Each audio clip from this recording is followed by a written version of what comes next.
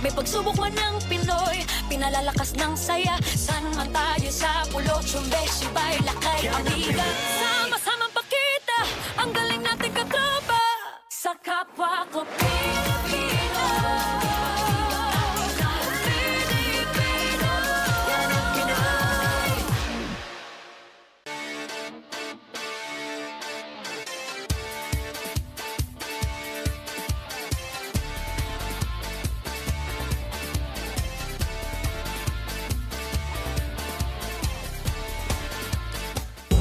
Balik hardcourt at balik tanaw sa historic conquest ng Gilas, Pilipinas. Yan ang ating tutukan at marami pang iba ngayong umaga. Di paano? Bango na! Power and play na! Power and Play with Noli, Eala.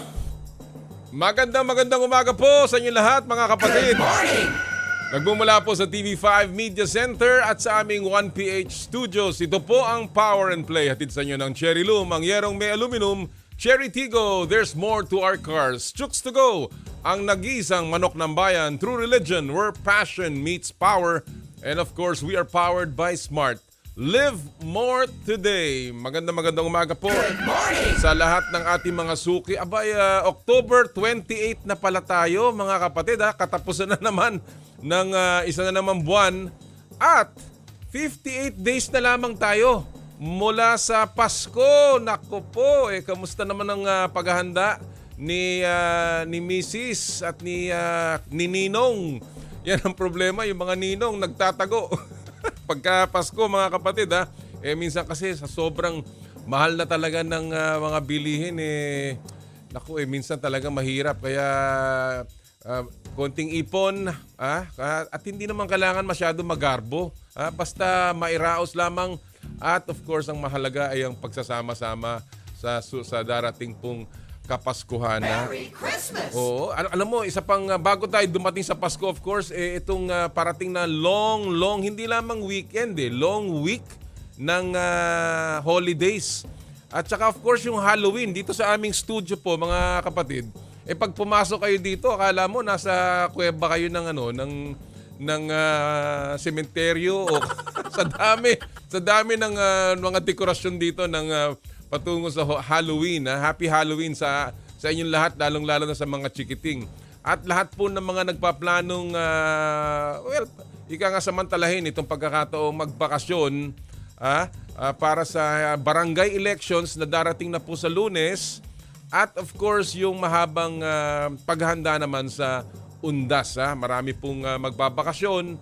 Sana po'y maayos ang inyong paglalakbay. And of course, yung pong mga boboto sa barangay elections na pauwi ngayon sa kanilang mga barangay, mag-ingat po tayo.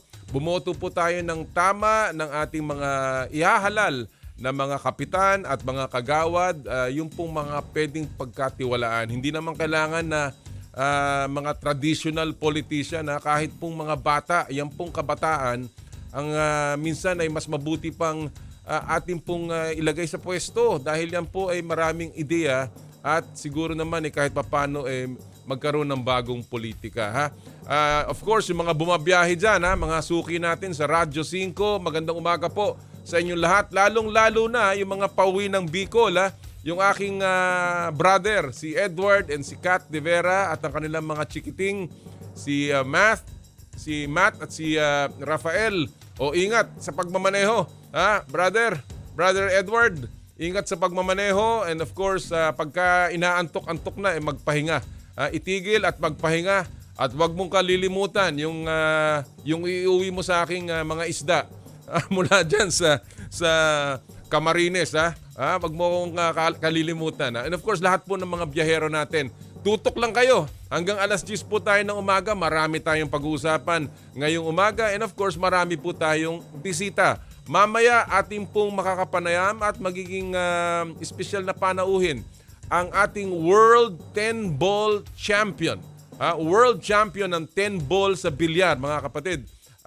Ang ating pong pinagmamalaking si Cheska Centeno ay ating pong makakasama sa In the Spotlight mamaya in our second hour. Pag-usapan din po natin ang pagsisimula ng PBA ano ba, 48 season na. 48 season ng PBA. At mamaya po ating makakausap live, walang iba kundi ang head coach ng Blackwater Bossing na alam naman natin ay struggling.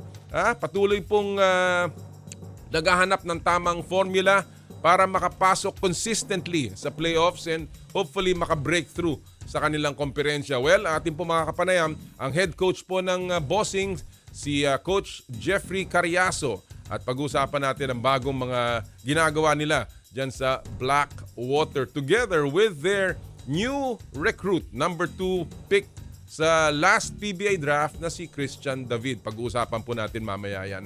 And ang ating pang isang espesyal na panauhin, well, hindi pa to masyadong lumalabas at kararating lamang sa bakasyon. At siya po makakasama natin mamaya live din.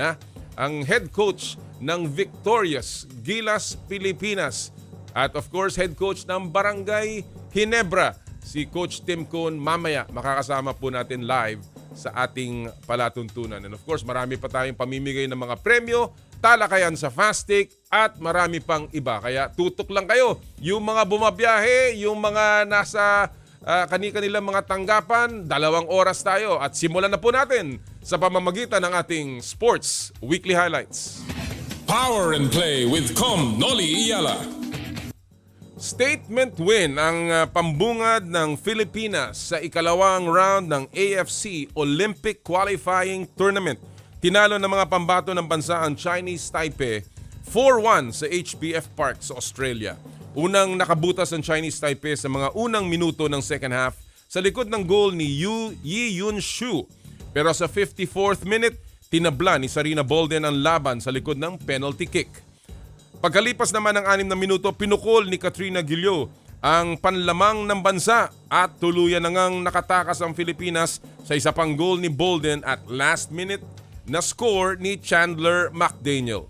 Nangunguna ngayon sa standing sa Group A ang Pilipinas at sunod nilang makakalaban bukas ang powerhouse Australia.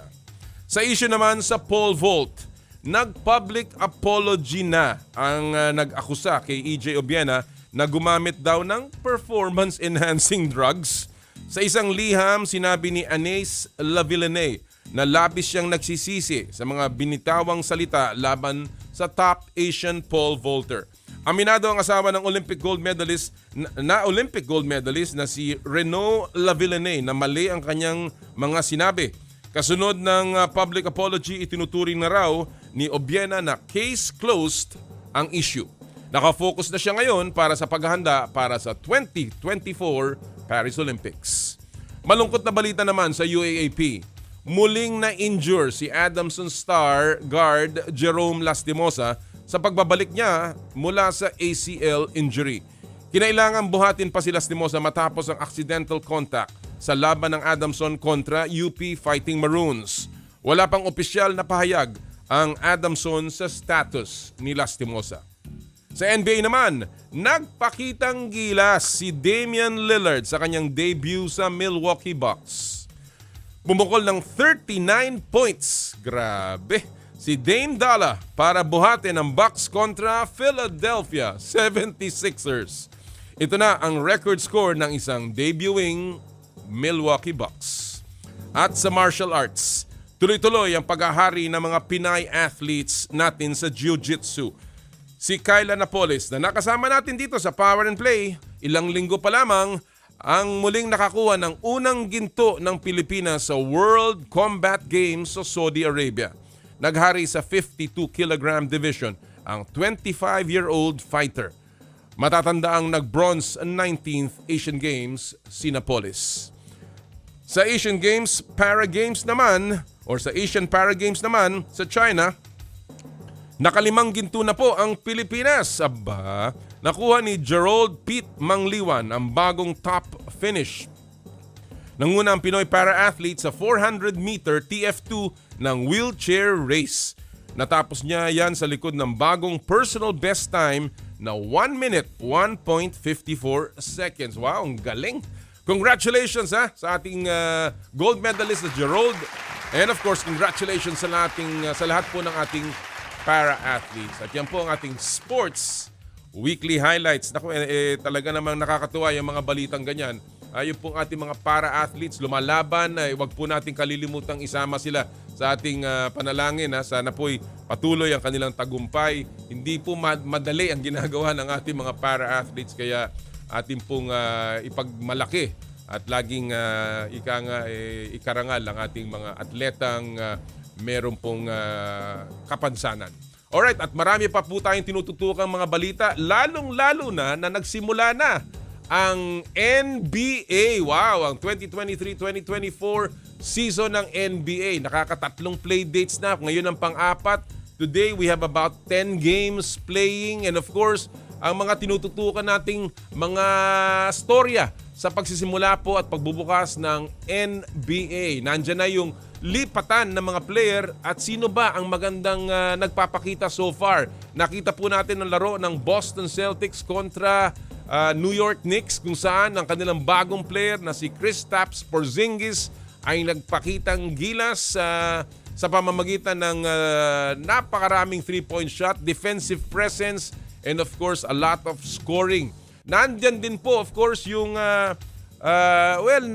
naunsyami munang pagsisimula ng Big Three sa Phoenix na si Kevin Durant, Devin Booker at si Bradley Beal, dahil si Beal ay meron pong kapansanan sa likod. Pero maganda simula ng Phoenix, 1-1, tinalo nilang Warriors, pero natalo sila sa Lakers kahapon behind another huge effort from the 21-year veteran, the oldest player in the NBA and the leading scorer all time, si LeBron James. Pambihirang storya din po yan. And of course, yung 39-point debut ni Dame Lillard na aking nabanggit kanina, plus yung unang paglalaro ng sensational rookie na si Victor Wembanyama ng San Antonio Spurs. Napakarami pong mga narratives, kwento ng NBA. Kaya yan po ang ating pupulsuhan ngayong araw pong ito. Ang Pulso ng Bayan hatid sa inyo ng M2 Tea Drink with malunggay, okra and luya. Drink your gulay with M2 Tea Drinks. At ito po ang ating katanungan sa Pulso ng Bayan. Simpleng-simple lamang, ano po ang takeaway ninyo sa unang linggo ng NBA season? Napakadali. Ano ba ho ang pinaka nakita niyong magandang kwento na nagustuhan ninyo sa una pong paglalaro ng NBA? Magpadala lamang po ng inyong kuro-kuro sa aming Twitter account @Noli Eala. Follow niya na rin ako, ha? And of course, sa ating pong Facebook page ng Power and Play. At mamaya po kami pipili ng mga magagandang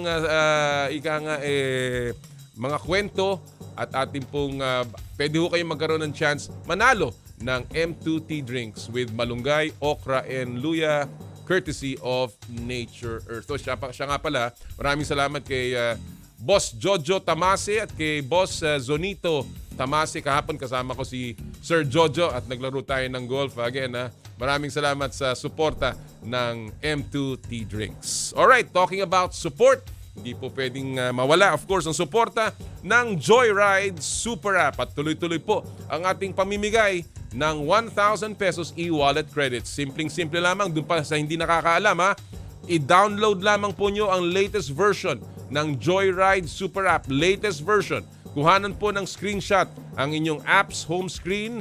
Ipadala ang screenshot sa Power and Play FB page via private message. Isama nyo po ang inyong buong pangalan at registered mobile number sa inyong Joyride account. At sa huli po sa kahuli-hulihan po, pipili kami ng 5 mananalo ng 1,000 pesos JR Pay wallet credits. Magagamit nyo po para sa Joyride Delivery, sa Joyride Motorcycle Taxi, sa Joyride 4-wheel car at sa Joyride Cab. Yung pong taxi namin, Joyride Cab na pwede nyo na pong i-book sa aming app. And very soon, maglo-launch tayo ng bagong-bagong product ng Joyride Super App. Again, mamaya po, abangan nyo yan. And of course, hindi pa dyan nagtawawakas ang pamimigay ng premyo ng Joyride. Mamimigay pa rin po tayo ng limited edition Joyride Aqua Flask. Naku, napakaganda po niyang Aqua Flask. Lalong-lalo na pag kayo bumabiyahe, ito mga long trips na ganito. Naku, saktong-sakto yan. Napakadali. Mag-book lamang po ng MC Taxi or ng Joyride car, kuhanan ng isang magandang litrato, selfie o creative shot kasama nung driver ng motorsiklo o nung kotse ha. At ipadala nyo po yung creative picture na yan sa ating pong Power and Play FB page via PM. At kami po ipipili ng mananalo ng Joyride Limited Edition Aqua Flask. Yung pong pasahero at yung partner driver ay mananalo po ng Aqua Flask. At amin pong i-announce ang mananalo. At yan po, kailangan sa pagpapadala nyo po ng creative picture kasama yung hashtag of the week. At ito po ang hashtag of the week natin. Hashtag Joyride Promo. Simpleng-simple lang. Hashtag Joyride Promo. Sige, kuha na ng litrato at ipadala na ang inyong creative picture with hashtag Joyride Promo. Alright, mga kapatid, we are ready to roll. And of course, nagsisimula lang tayo sa pamamagitan ng ating huntahan kasama ng mga nasa sa likod ng balita. Ng balita, lalong-lalo na sa mundo ng palakasan. At right now, ang ating pong makakasama dito po sa inyong paboritong Fast Take. Power and Play with Noli, Eala. At ang Fast Take ay hatid sa inyo ng Cherry Tigo, There's More to Our Cars. So, kamusta nga pala kay Boss Dennis Sitin, and of course si Ma'am Ada. Magandang umaga sa lahat ng mga tiga Cherry Tigo. And right now, ang kasama po natin dito na. Unang-una, mula po sa ating pong mga kaibigan sa Inquirer Sports, si Denison Dalupang. Nandito na po si Denison. Magandang umaga. Denison, naku, nasa kotse ka pala, ha? Good morning, Kong. Can you hear me? Yes, I can hear you, Denison. Mukhang, long weekend na ba, Denison? Hindi naman, Kong. I'm still in duty today, technically. Just running chores kasi yung sister ko magbo-board exam. Magbo-board exam. Anong board exam yan? Medicine, Doc. Wow. Medicine po. Nako, good luck sa kapatid mo and sana nga Thank you, makadagdag pa ng mga doktor sa mundong ito. Pagpalain nawa, Doc. Sana nga. Well, while we are waiting for Ivan suing na siya rin ay magiging partner mo, I wanna ask you first. I mean, you covered the PBA and of course recently nagkaroon ng PBA Media Day kung saan napakaraming mga players and of course coaches, team managers, ang inyong nakahalubilo na ika nga dyan sa PBA Media Day. Ano ang most interesting stories na nakalap mo doon, Denison? What were the nice stories that you were able to get while you were going through the rounds? Just to be upfront, I was only able to attend yung first day. Okay. But may abundance din naman po ng stories in the first day. Of course, there's Jaron Tank finally parang showing up in San Miguel Threads, the same crest na belong that his father wore during I think late 80s. Syempre, asking Coach George Gallant how he's gonna navigate nga po yung quote-unquote good problem of having this surplus of good talented players. Yeah. But that's very, kumbaga, tradition na yata yun at some point for San Miguel you should know that too. You've been you've been following the games and you've been part of the industry for a long time too. So hindi na bago yung kumbaga overflowing sila of talent. And then another interesting siguro was yung TNT navigating their coming conference na without Mikey Williams, yung holdout sa contract nila still stands, and then their Coach Jolas is pinning much of his hopes for the next conference on RSJ. Wala rin silang Roger Pagoy.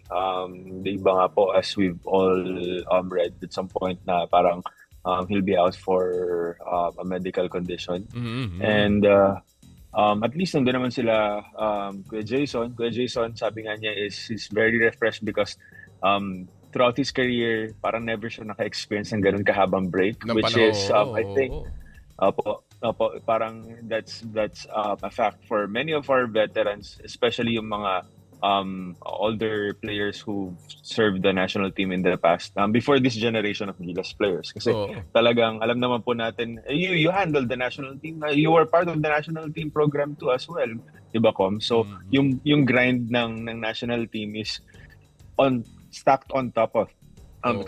stacked on top of the club duties. Talagang takes a toll on many players, and for them to like experience a long break, parang God sent sa nila eh. Kasi parang biruan din sa media room, parang sobrang fresh mo, Kuya Jason eh. So ganun sila.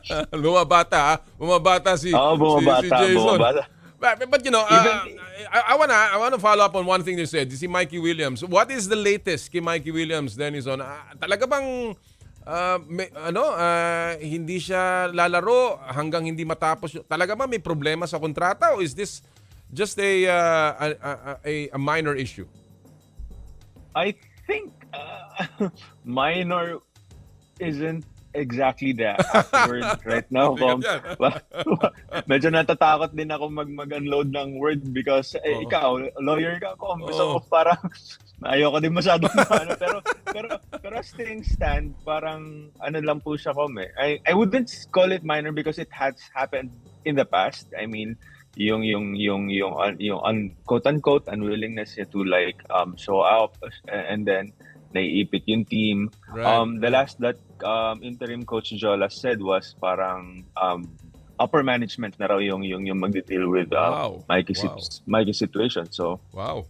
Mabigat na yun. And they're ready. Oh. Yung tenor po kasi ng TNT is that they're ready to whether Mikey would not play. Parang they're ready for that. Parang so, parang James Harden situation yan sa Philadelphia.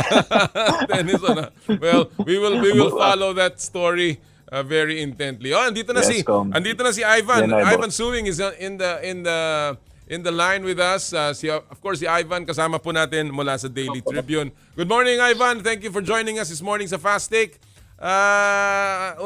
Ikaw, I was talking to Denison about yung Media Day. Ivan, ikaw ba, may mga interesting stories ka about Media Day ng PBA? Actually, wala pa naman po for me, but I'm just hoping that for this audition with Brownlee, what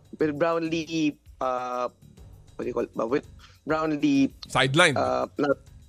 With Brownlee, wala muna for Barangay Ginebra this time. We get to see a lot of competitive teams sa PBA. Oo. Talking about Brownlee and of course the imports, sino ang mga intriguing imports ngayon, Ivan, para sa'yo? Interesting for me would be yung kagabi lang ho si Tony Bishop, because the last time we saw him po was in Meralco, and now he'll be playing for Ginebra with alongside Tim Cone. Wow. So that is very interesting, of course. Sabi nga nila, another B. Tony Bishop is in the house. And of course, ang dami-dami mga iba-ibang imports from all over the world. Iba-ibang bansa. Merong New Zealander, I understand. Merong Puerto Rican. So it will be very, very interesting itong Commissioner's Cup. Alright, let's start with the fast take issues of the morning. Alam nyo na yung drill dito dahil mga balik fast takers na kayo. Walang tama, walang mali. Bato-bato sa langit, tamaan. Huwag magagalit. Ang mahalaga lamang ang inyong opinion. 1 minute to answer the issues. Let's begin with the first one. Simpleng-simple lang. Pinag-usapan kanina ni Denison yung paglipat ni Jerome Teng sa San Miguel Beer. And of course, nakikita natin more and more, we see the big name players, stars in other teams moving over to the top teams. And minsan nagtataka, even Coach Yang Giao said it, bakit? Pare-pareho naman ang salary cap natin. Bakit sila na-afford nila yung mga ganong klaseng mga player? In fact, if you notice, sinabi ni Jerome Teng noon that ang asking price daw niya, sabi ng mga balita, was really way, way above the salary cap. And that's why binitawan ng convert. So ang tanong, ito ang tanong. Ang ating unang issue, baliwala na ba ang salary cap sa PBA para mapanatili ang competitive balance ng liga? I'll begin with you, Denison. 1 minute. Go. To say baliwala would be a gross, kumbaga, simplification of things. I wouldn't say baliwala. I think still needed. One of the many safety nets, meaning like you have to have this and some other some other several things to be in place for to ensure parity, diba? So siguro enforcement siguro yung key word that I'm trying to get at, na parang we have to like have a definite ano ba talaga, ganito ganyan, paano ba natin i-implement. So yun po yung answer ko to that. Well, I understand. Talagang mahirap yung issue ng enforcement ng salary cap. Lalong-lalo na kung talagang yung mga teams hindi rin susunod sa mga patakaran. Ivan, same question. Baliwala na ba ang salary cap ng PBA para mapanatili ang competitive balance o parity ng liga? 1 minute, Ivan. Go! Like Sir Denison said, medyo oversimplification yung sasabihin natin na everything boiled down po dahil lang sa salary cap. We have to remember that kapag once a player, regardless if he's going into the PBA or already tenured there, marami na po siyang options. Kumbaga hindi lang be all and all yung PBA. There's Japan, there's Korea. Again, not disrespecting the league, but we have to remember that nagkakaroon din ng options, and not just internally sa PBA but also outside of the Philippines as well. Yun na ba, Evan? Is that it? Yes po. All Yes right. po. Okay, I understand, gentlemen. Alam ko that it's very difficult for you guys to say much about this. Well, unang-una, it's a very, very complicated issue. And I want to go straight to the point. Ako, sa tingin ko, that the PBA is doing a terrible job in handling the salary cap. I think they should do a better job. Alam mo, yung pag sinasabi nila, they rely on the ITR, yung bang income tax return. Naku po, Diyos ko po. Wag po tayong ganun. And the second issue here is, mali ang interpretation ng rules in terms of how much the salary cap covers. I want to leave it at that dahil hindi nila kinikwenta lahat, and I think it is a wrong policy. The more they leave this just hanging, hindi sila gumagawa ng paraan, the bigger the divide will become, the bigger the disparity will become, and it will become uncontrollable. And sana hindi mangyari na ang mga koponan ay mawalan na ng gana dahil hindi na manalo dahil sobra ng laki ng disparity sa liga. Alright, let's go to our second issue of the morning. Ito ay patungkol sa NBA na ngayon ay merong 10 naglalaro. Lamang ang Denver Nuggets sa Memphis, 64-59. Lumalamang din po ang Detroit Pistons sa Charlotte Hornets, 58-50 among others. Ang tanong, anong overreactions nyo sa resulta ng mga laro so far sa NBA? I'll begin with you, Ivan. 1 minute, go! Kahit man talo yung San Antonio on their first game, I'd like to say that Wemby has arrived. I mean, yeah, a loss, but again, 15 points for a rookie sa NBA on their first game sa first season. Not bad. So it just he just needs to get his footing, and again, with Coach Pop on his side, he's gonna be a monster in the coming years. Excellent point. Kasama si Wemby, of course, had a regular debut, nothing spectacular, but still you can see the potential. Same question, Denison, anong overreaction mo sa resulta ng mga laro sa NBA? 1 minute, go! Overreaction ko, I don't think it's gonna get any worse or better than this, but LeBron is the most valuable player of the league. Wow. Again.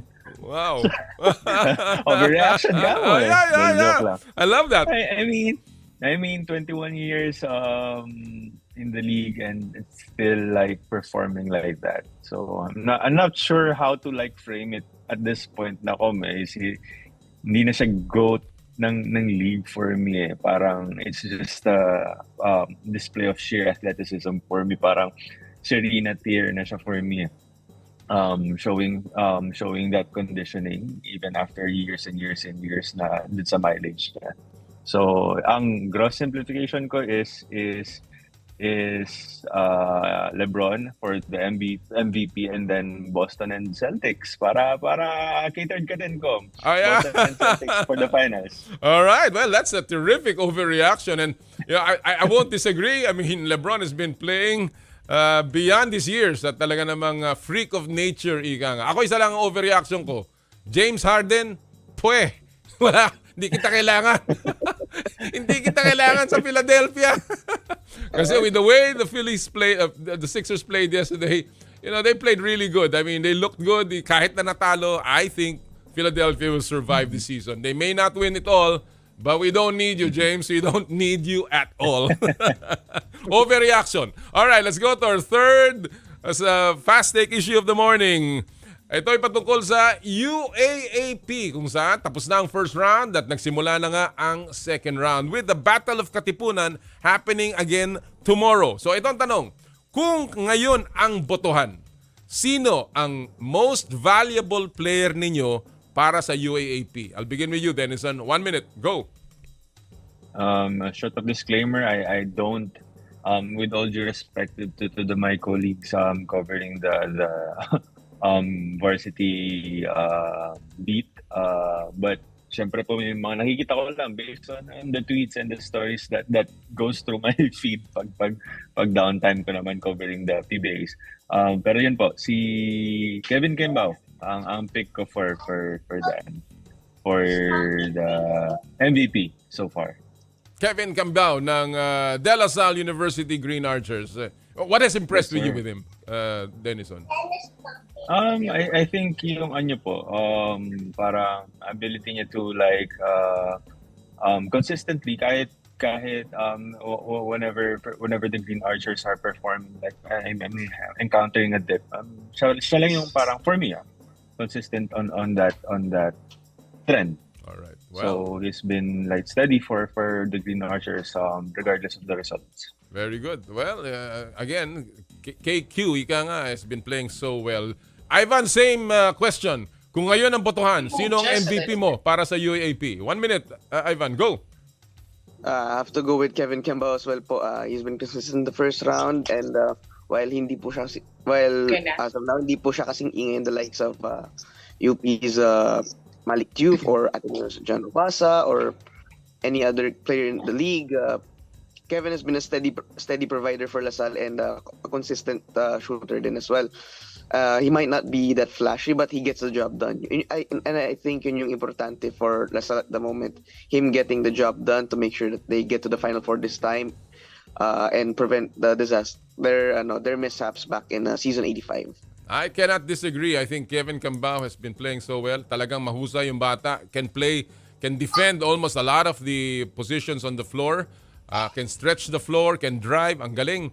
I'd also like to pick somebody from the NU Bulldogs. Napakaganda ng paglalaro ng NU. In fact, if I were to choose an MVP, I'd go with Coach Jeff Napa. Talagang napakahusay na paghahanda ng NU. And I think they're gonna be a strong contender this year para sa title. Gentlemen, thank you so much for joining us this morning. Enjoy your long weekend and your long week. At vote wisely sa inyong barangay. Yes, Denison, go ahead. Just speaking of Jeff, hi Coach Jeff. I've seen him in the background. Been too long. Haven't seen him in the coverage. Yun. Nice. I'm excited to see him in the PBA in the coming season, especially with Blackwater. Hi Coach. Yan, all right. Mamaya po makakasama natin Coach Jeff Carriazo. Denison and Ivan, thank you so much for joining us today. Thank you for having us again, Com. Have a great weekend po. Have a great weekend indeed. At biyahe, ingat sa biyahe. Mga kaibigan niyan po si Denison Dalupang, and of course Ivan Suwing sa Fast Take. Naku, mga batang writer. Alam mo, naintindihan ko sila. Minsan mahirap pagsalita pero ganyan talaga. Minsan you have to take some hard issues na haharapin talaga nating lahat. Alright, bago tayo po mag-break, isa muna pong paalala mula sa Smart. Puso Pilipinas is a movement to celebrate the Filipino athlete, powered by Smart. Follow them on Facebook, Instagram, Twitter, and YouTube. Get a chance to win exclusive Puso Pilipinas merch by sharing their Facebook page in your social media accounts with hashtag Puso Pilipinas. The Giga Life app is the latest mobile app from Smart that lets you discover and enjoy your passions with the different Giga promos. It can be downloaded and used by Smart Postpaid, Smart Prepaid, Bro Prepaid, and TNT subscribers via the Apple or Google Play Store. What can the Giga Life app do for me? Check your balance, monitor your current subscription, top up using debit credit card, subscribe to the latest Giga promos, Monitor your data consumption. Auto-detect your mobile number when you are connected to Smart Network one-tap subscription to the most popular offer, Giga Video 99. And of course, Power and Play is powered by Smart. Live more today.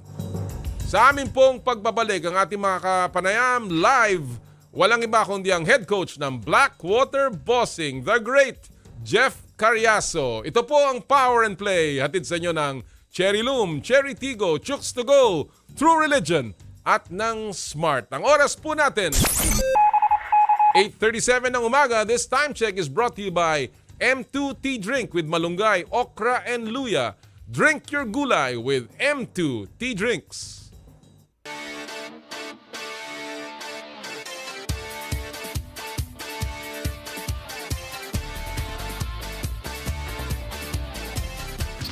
I dare to dream big,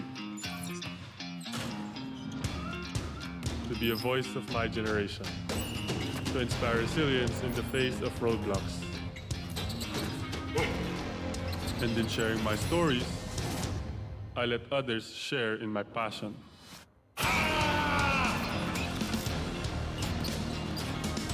Follow Kai's stories on Twitter and share yours with Smart Double Giga Stories. Share 2 times the passion with 2 gigabytes for Twitter and more. Guaranteed every day, plus data for all sites.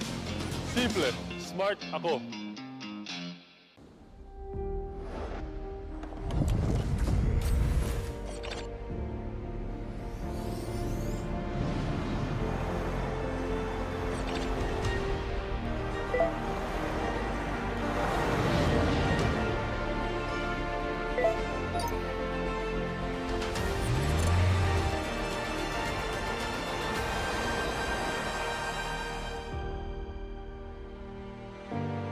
Sherry. Masarap. Malinis. Friendly store crew. At higit sa lahat, healthy. Ang bawat manok ay laki sa alaga, hindi sa gamot. Garantisado, zero antibiotics. And that's the Chooks experience. Kaya mag-Chooks to stay na. Dito lang sa Chooks.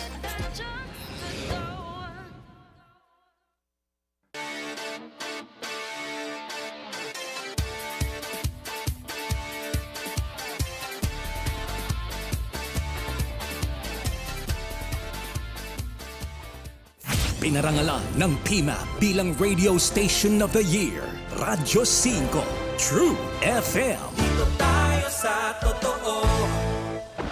Mukhang kailangan ko na naman palitan ng bubong ko, pare. Mag-iisang taon pa lang yan. May tulo na kagad. Ay, bossing! Baka naman kasi hindi matibay yung ginamit nyo. Dapat ang gamitin mo ay Cherry Loom, ang yerong aluminum. Basta yero, Cherry Loom. Tibay protektado sa pangmatagalang yero. Totoong abot na abot ang True FM saan man panig ng Pilipinas at sa buong mundo. Basta may Pilipino, sundan at ilike ang Radyo 5 True FM sa Facebook, TikTok, Instagram at sa X o Twitter. Dito na tayo sa totoo. True FM, tunay na kapatid, maaasahan sa radyo at online. Mukhang kailangan ko na naman palitan ng bubong ko, pare. Mag-iisang taon pa lang yan. May tulo na kagad. Ay, bossing! Baka naman kasi hindi matibay yung ginamit nyo. Dapat ang gamitin mo ay Cherry Loom, ang yerong aluminum. Basta yero, Cherry Loom. Tibay protektado sa pangmatagalang yero. Na-miss mo ba ang game kagabi? Gusto mo bang malaman ang latest happening sa sports? Like and follow us on social media. Pwede mo nang balik-balikan ang mga paborito mong games anytime, kahit saan. At pwede mo nang i-share sa tropa. Dito lang tayo sa nag-iisang go-to tambayan ng lahat at One Sports PHL on social media. Mukhang kailangan ko na naman palitan ng bubong ko, pare. Mag-iisang taon pa lang yan. May tulo na kagad. Ay, bossing! Baka naman kasi hindi matibay yung ginamit nyo. Dapat ang gamitin mo ay Cherry Loom, ang yerong aluminum. Basta yero, Cherry Loom. Tibay protektado sa pangmatagalang yero. Mukhang kailangan ko na naman palitan ng bubong ko, pare. Mag-iisang taon pa lang yan. May tulo na kagad. Ay, bossing! Baka naman kasi hindi matibay yung ginamit nyo. Dapat ang gamitin mo ay Cherry Loom, ang yerong aluminum. Basta yero, Cherry Loom. Tibay protektado sa pangmatagalang yero. Broadcasting from the Radyo 5 studios in Reliance Street, Mandaluyong City, in Mega Manila. 25,000 watts of true broadcast quality. Mas pinalakas, mas pinalawak, mas pinalinaw na tunog ng AM sa FM. Ito ang 92.3 Radyo 5 True FM. True FM. Dito tayo sa totoo. Power and Play with Noli, Eala. Naimbag bigat kada kayo amin sa lahat po ng ating mga suki and mga kaibigan sa Lawag City, sa San Esteban, Ilocos Sur, and of course, dyan po sa Baguio City. Magandang umaga po sa inyo lahat. Alright, at this point, kasama na po natin, wag na natin patagalin pa to, kasama na po natin, walang iba kundi ang head coach ng Blackwater Bossing, ang ating pong kaibigan, Coach Jeff Carriazo. Good morning, Coach. Thank you so much for joining us today. Good morning, Com. Always a pleasure. You know, once you call, we're here. No problem at all. Thank you so much, Jeff. You know, the last time you were here, and you were just newly appointed as head coach of Blackwater, and you know, it's been a while. It's been a few months now, and you've really done a great job, especially during the preseason. But the last time you were here, we were talking about changing the culture in Blackwater. How has that come along now, Coach? It's gone well, Com. So what we had the luxury of having is time. So from the time that we last spoke, obviously we weren't playing games yet, and we're just about to start. No, the season is just about to start. But all this time that we have these last few months has really allowed us pretty much to get to know each other. And I mean the team getting to know me getting to know the team. You know, coaching staff all being on the same page in regards on how we want to achieve that improved culture. We talk about that daily, and I think that's going to be a continuous conversation because, as you know, it's not that easy to improve or to change, especially if habits are, you know, a different way. So slowly but surely, you know, we're on our way, and I'm excited for this team. Talking about slowly, well, your preseason was pretty impressive. 7-4 record in the PBA on tour, I believe, and you know, you beat some of the really tough teams and played really well in the others. What does that tell you, Coach, at this point about your team? That preseason games. Well, first of all, I want to give credit to the staff, first of all, because during the first, I want to say 6 games, I was in the States while they were here taking care of business, although I was in constant conversation with them. Right. Excuse me. But to be honest with you, you know, you have to, you know, treat every game and every opportunity to improve, you know, as a chance to get better. And I think that's what we did. You know, obviously at that stage, you know, during on tour, things really just started. So right. they were really just starting to understand system and what is it that we expect from them in regards to individual roles. So I think that was a good start, but again, not putting too much into the on tour tournament. Right. We all know that not all players played. So you know, but we will take the small wins in that opportunity. Well, you know, I always say that, you know, never get too hyped up and never get too low as well with the preseason games because, of course, it's the preseason. But again, it's an indication of, I guess, a little bit of where the team has been going. In one of your interviews, and let me quote you, you said, and you were asked, no, and you said, my flavor, my preferred way of doing things in terms of how you want to start doing things for Blackwater. Coach Jeff, what have you so far changed outside of the culture, specifically, technically with the team? What have you added? What have you taken out to prepare yourself for the coming season? Well, one of the things we did initially, was we changed our practice venue. So we went from Aero Sports to Ronak in Green Hills because again, nothing against the place where they used to practice or hold practices. Right. But I think where it starts and where you call home is crucial. So I wanted to find a better venue, a better floor, and a sense of the facility being yours and being your own. So I think when that becomes kind of like your home, guys start to get comfortable, and you know, everything is there. We have meetings there. We improve there daily because that's where we practice. But that was one of the first things. Then the second thing is where we work out. So again, it's necessary for a team to have a proper gym.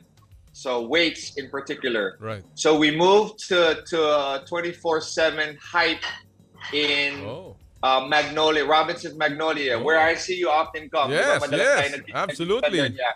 So that gym there is our new weight room. Wow. So we're Nice. happy with the partnership there. But yeah, those are the first two things we initially changed, and I think it's reaping small benefits as we move forward.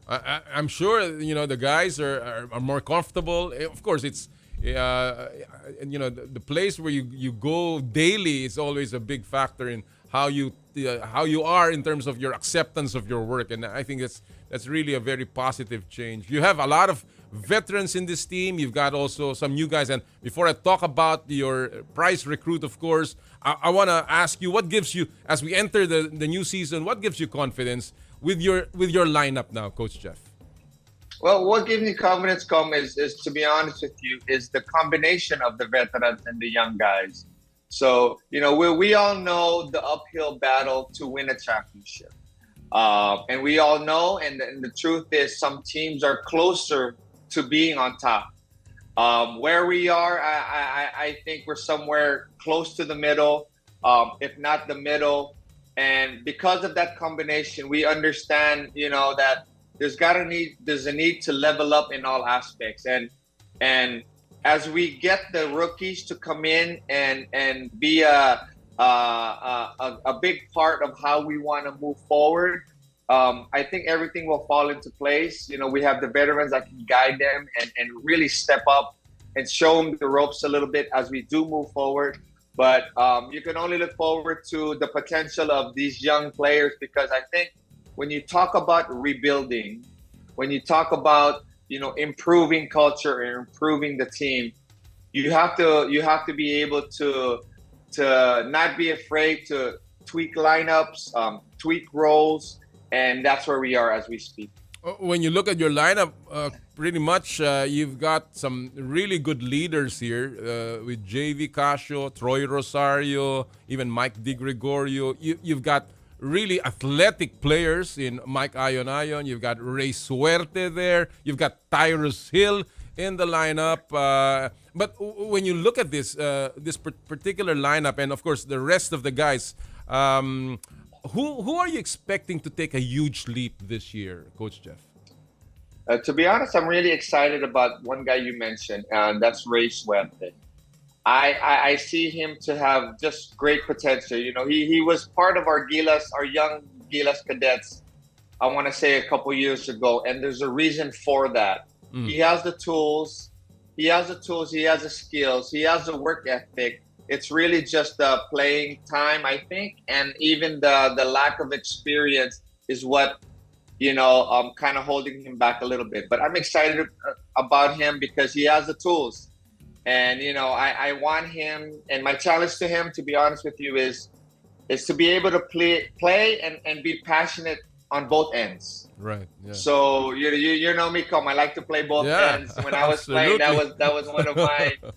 one of the things that I was very proud of. So I'm trying to instill that in him and also to the rest of the players. If there was a top 5 two-way player in the PBA, you'd be in that list for sure, Jeff. And of course, the kind of passion that you had for the game. But when I look at your lineup, it's very difficult to choose really a starting unit. Do you have a projected starting 5 now, Coach Jeff? See, now I know you can become a coach, because you see that instantly. That is really part of the challenge with this team. Right. So That's why being able to get the young players in and seeing where they fare and seeing if they can contribute right away is really one of the key questions. So you can have an established starting five, you can have an established, set of guys who are gonna set the tone day in and day out. Right. Right now, it's still up in the air, but a couple guys that you mentioned who will be given a chance is, Tyrus Hill, Ray Suerte. Troy and JV are our captains, and they're our captains for a reason. So they're gonna really carry the team on their shoulders and lead us, on and off the court. So expect them to play a lot. But yes, and then with that core or that young core that I just mentioned, this is where we try to instill our young guys. Christian David. Where we're really excited about James K. Canlas. And, we'll see how Hopia, when he's done with his NCAA stint, how he fares. But, you can't teach 6'9", so we'll see how that goes. Well, of course, I'll talk about Christian David in a short while. And even your point guard position is loaded, Coach Jeff. You've got Rashawn McCarty. You got RK Ilagan. You even have, I think, Justin Melton is in your lineup. He's not there anymore. He's not there anymore. All right. Yeah. So you've got a really solid backcourt there. The one question, however, stands out here. I heard, and people are asking, is it true Mark Pingris is going to play for Blackwater? Is this confirmed? It's not confirmed, whether that will happen or not. Again, I can't really say. It's funny because the true story is I was trying to get him, or I still am, because he's still deciding. I think Ping is at the stage of his career where he can be a wonderful coach, where he could be a great coach in the likes of a Danny Ildefonso. So same, a guy who is multiple All-Stars, who's been in the PBA for so many years. Obviously Ping in his stint with Gilas, he just has so much knowledge and experience to share. Not just as a player, but specifically for the big men of our team. Yun yung idea natin, was to get him to come over and be our big men's coach.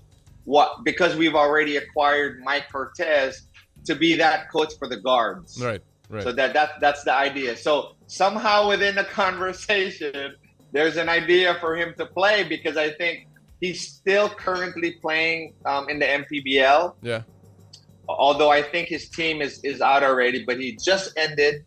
So that's where that conversation started. And to be honest, gosh, if we could have a playing coach in Mark Pingris and wow. I don't know, that might be the best of both worlds. No, what do you think? Oh, that's gonna bring in a lot of fans as well to Blackwater. Knowing how popular Ping is, and of course how passionate he is as well for the game. Right. Before, again, I want to divert a little bit because I understand Sean Chambers is also coming over to coach Talk and Text as a consultant. Can you imagine, your reaction to that, Jeff? Can you imagine if you had been able to have a chance to work with Sean Chambers as well? Yeah, I mean, Sean is, aside from being a good friend, Sean knows Philippine basketball, like the back of his hand. So whoever is able to bring him in to consult, to even go through a training camp, they're only gonna reap benefits from that, because again, he understands the game out here. He knows the PBA, he knows the players, and he knows what it takes to be successful. So I'm not too sure though, kung ano yung exact plan on why he's here. But what I heard is he's training. Coach Jojo invited him to train the guys for a couple weeks. Mm-hmm. And if that has extended to an offer to consult, I'm not sure. But, I quickly got to see him yesterday, and it was great catching up and being able to sit down and talk to him. Well, if his contract runs out, I'm sure Coach or Boss Giselle Ducy will jump at the opportunity to get somebody as great as Sean Chambers. Let's talk about somebody who could be great, and that's your top rookie, Christian David. What do you like about the kid? How ready is he for the PBA? Wow. So that number 2 pick, we wanted to make sure that we bring in someone who is who we felt was going to be able to contribute right away. Yung makakapaglaro right away. That's the idea, because we need someone we need that number 2 pick to be someone that you can play right away and be that young stud for us. Christian does have that in him. I think it's rare that you get an opportunity to have a 6'6" wingman and that can shoot, can go to the basket, can post up. It's rare that you have that opportunity with that height. So we wanted to take advantage of that because, if you've noticed, teams are a lot longer now and a lot more athletic. Yeah. So it doesn't necessarily mean we're bigger because, again, the big man in our league is still not as much as other leagues, but we are getting bigger and longer in the other positions. So we wanted to make sure we're also adjusting and going that route because, again, length is everything. I mean, 1 inch, 1 step can be a difference with you, turning the ball over or you getting an extra possession. So that's how we look at it. But yeah, we're excited about Christian, and we hope that he'll be ready, come opening.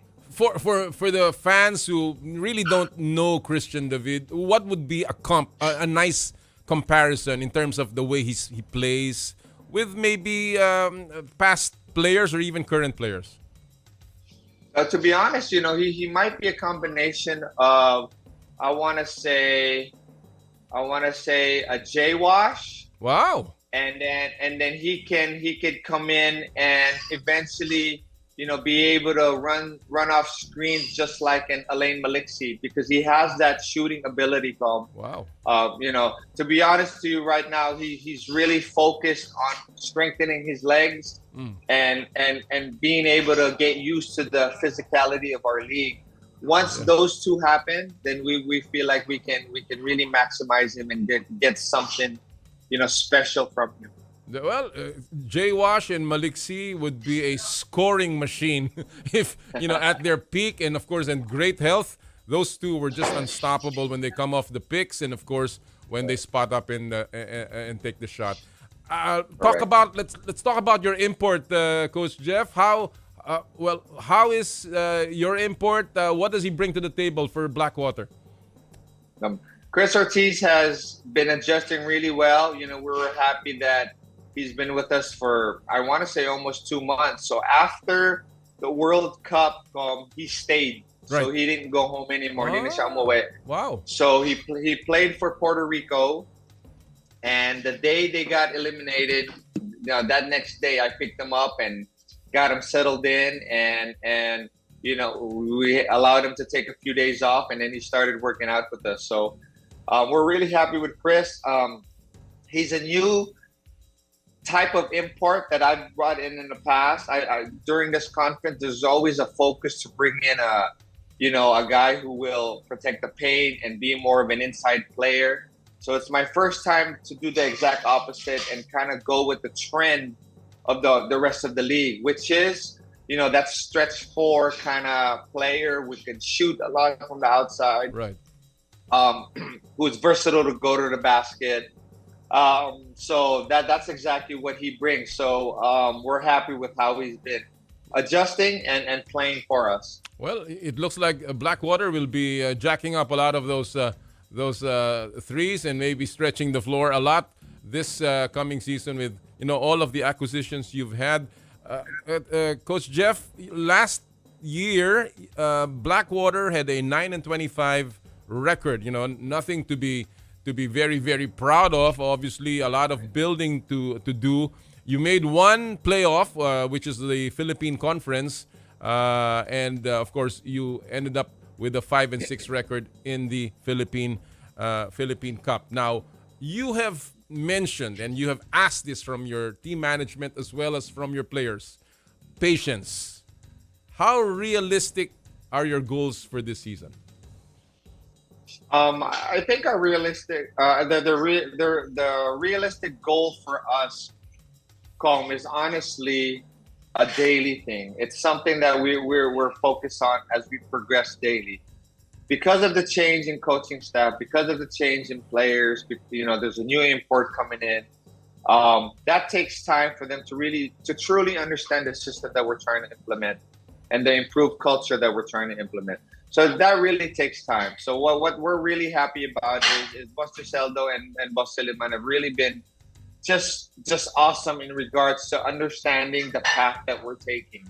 We are rebuilding, and it starts with these rookies that are coming in, and you're gonna see, a tweak or small changes here and there as the season progresses.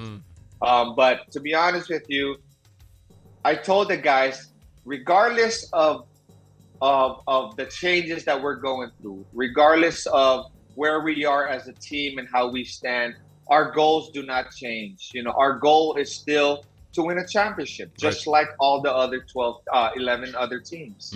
So if we don't have that mindset going in, then there's no reason or purpose of us even entering or joining this conference. That has to be the goal.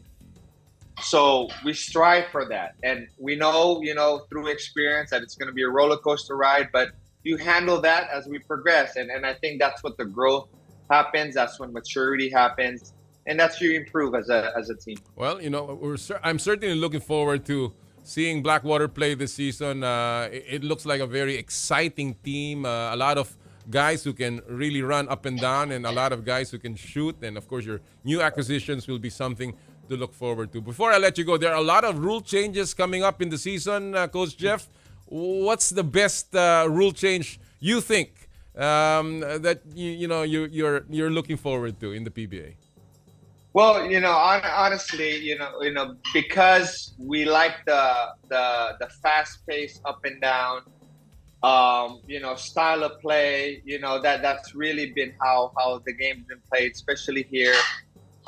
You see how it is in FIBA. I think for the younger kids coming from college, it's an easy progression when they enter our league, and it's maybe not as quick or not as fast, but it's similar. But the one rule that I like that will help in regards to, again, not slowing the game down is really just the players not allowing to call a timeout. So that really has to be an emphasis that, one, if you're on the offensive end, you have to be strong with the ball, and your 4 teammates, you have to be available, because at any time, if your team is trapped, he cannot, or your teammate is trapped, he cannot call a timeout. So that's gonna put an emphasis on the defense, and we all know that can be a strategy defensively on how you wanna use that rule. Well, it'll be fun. You need a lot of smart players when the rule comes around, and obviously you've got a lot of those on your team. Coach Jeff, I will be missing you in Magnolia, I'm sure, because you're going to be too busy. But I still look forward to seeing you going around, and maybe we can share a meal one time. Again, regards to the family, and of course, good luck in the coming season, Jeff. Tom, thank you so much. Looking forward to that meal. But always, I appreciate you having me on. Thank you again. Thank you, and I appreciate your coming. Thank you so much. Mga kaibigan, ang ating pong head coach ng Blackwater Bossing, of course, one of the legendary and great PBA players, Jeff Carriazo. Just a great guy, all-around great guy, and I'm sure his own personality will rub off on this team. And if that happens, nako, watch out para sa mga fans ng Blackwater Bossing. Alright, before we take a break, silipin muna natin, mga kaibigan, ng ilang pop culture at viral videos sa mundo ng palakasan sa Stop and Pop. Power and Play with Noli Eala. Ang title ng video ngayong linggo ay Don't Jump to Conclusions. Literally, don't jump to conclusions. Panoorin niyo po ito, ha. Ganito raw kasi yung visual representation yan. Makikita nyo naman, nag-overshoot si Kuya. Naku, hanggang doon sa mga judges table. Grabe namang malfunction yung springboard na yan. Yan ang sinasabing don't jump to conclusions, pero don't try this at home. Ang video na yan ay hindi official tournament at ginamit lamang sa isang commercial. Don't jump to conclusions. At yan din po ang Stop and Pop. When we come back in our second hour, makakasama na po natin ang head coach ng Barangay Ginebra and the victorious and historic Gilas Pilipinas. Coach Tim Cone in the house. At mamaya po, ang World 10-Ball Champion, Cheska Centeno. Ito po ang Power and Play. Hatid sa inyo ng Cherry Loom, Cherry Tigo, Chooks to Go, at ng True Religion. Ang oras po natin, 9:06 ng umaga. This time check is brought to you by M2 Tea Drinks with malunggay, okra, and luya. Drink your gulay with M2 Tea Drinks.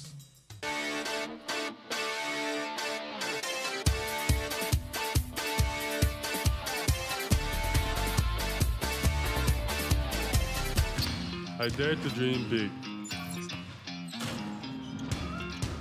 To be a voice of my generation. To inspire resilience in the face of roadblocks. And in sharing my stories, I let others share in my passion.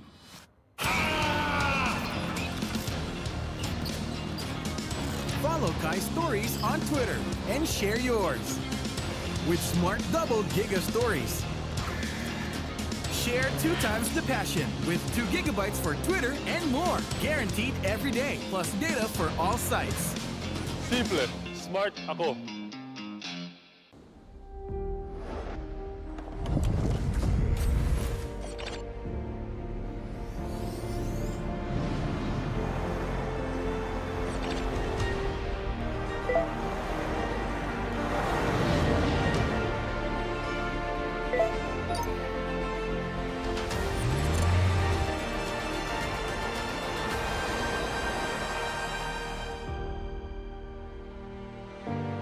Sherry. Masarap. Malinis. Friendliest store crew. At higit sa lahat, healthy. Ang bawat manok ay laki sa alaga, hindi sa gamot. Garantisadong zero antibiotics. And that's the Chooks experience. Kaya mag-Chooks to stay na. Dito lang sa Chooks.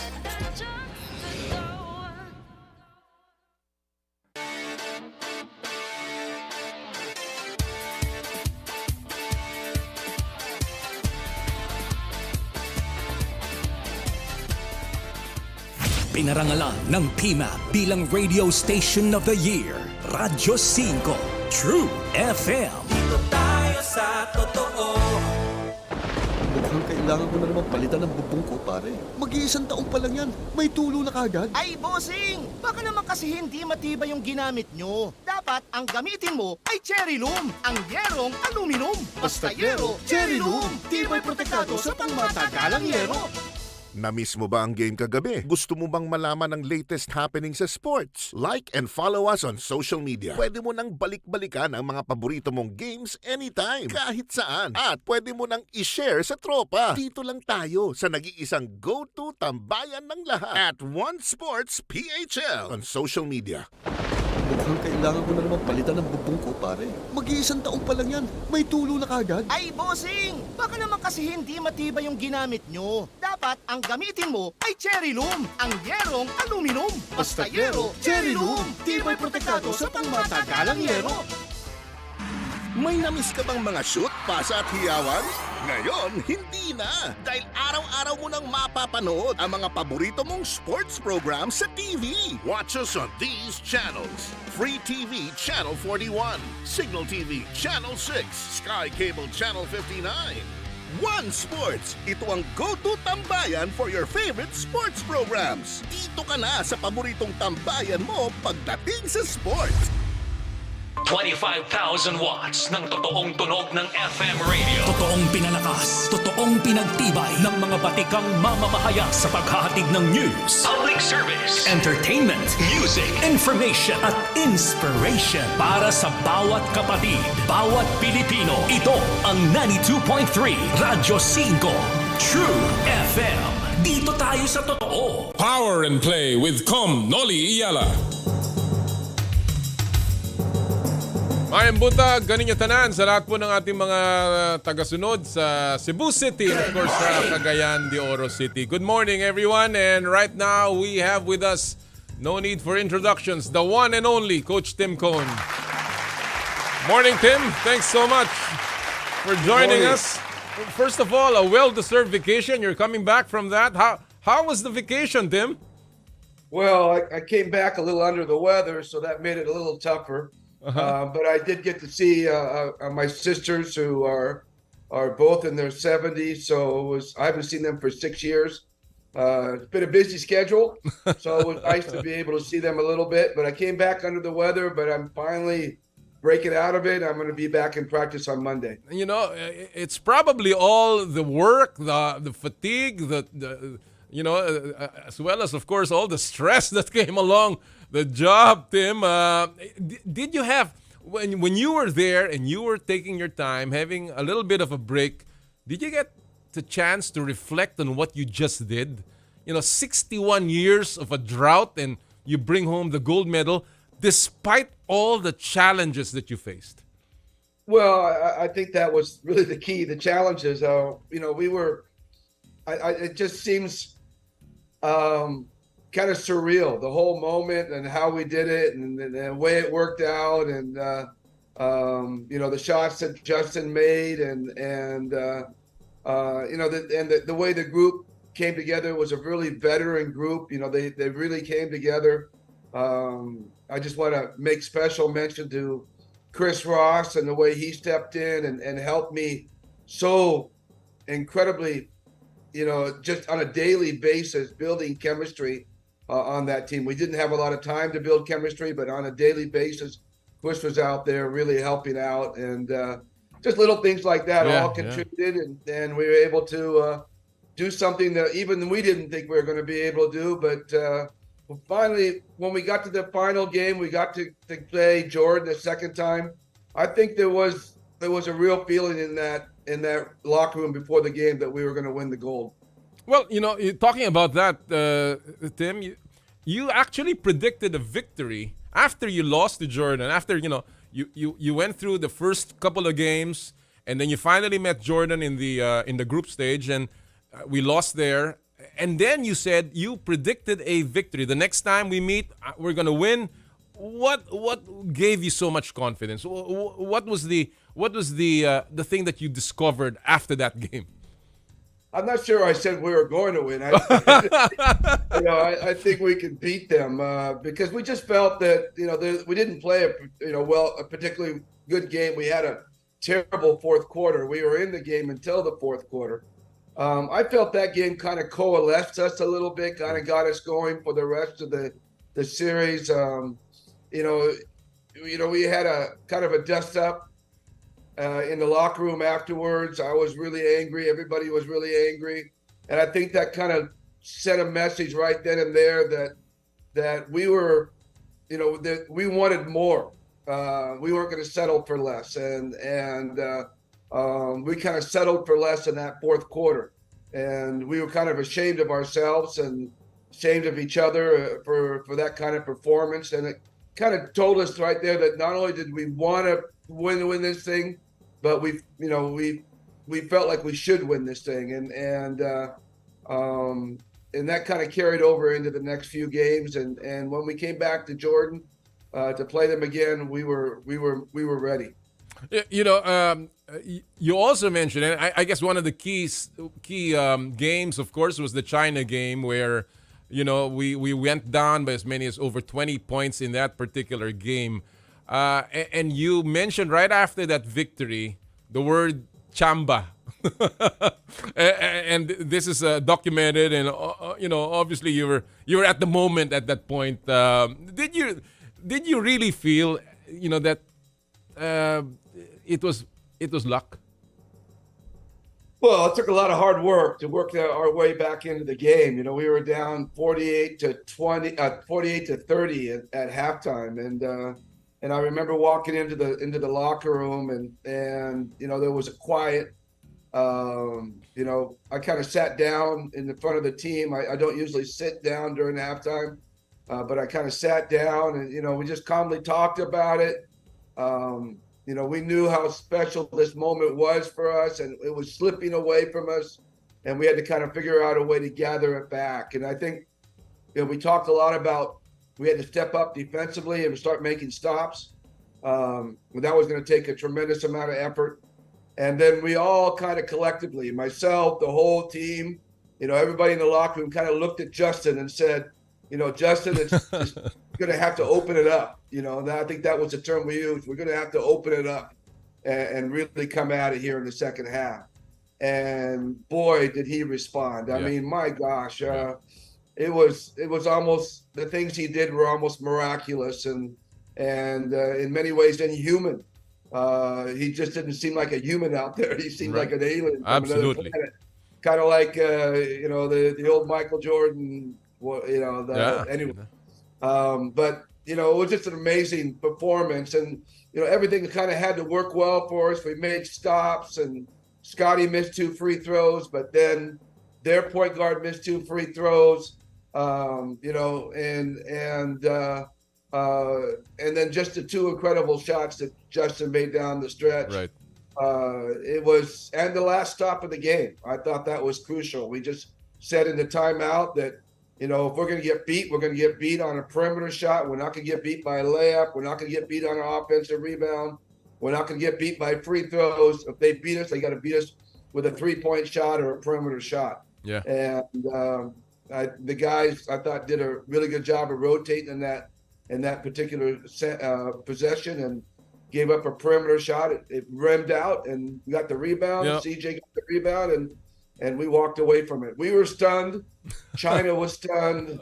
Everyone is stunned, Tim. Yeah, the whole world was stunned. Yeah, it was a stunning moment. But it was obviously an all-time performance by an all-time great Justin Brownlee, and I'll talk about him in a short while. But let me just go to this. How much of your 1998 experience in the Asian Games did you have to get out and pull off and dig deep into in this 2023 edition?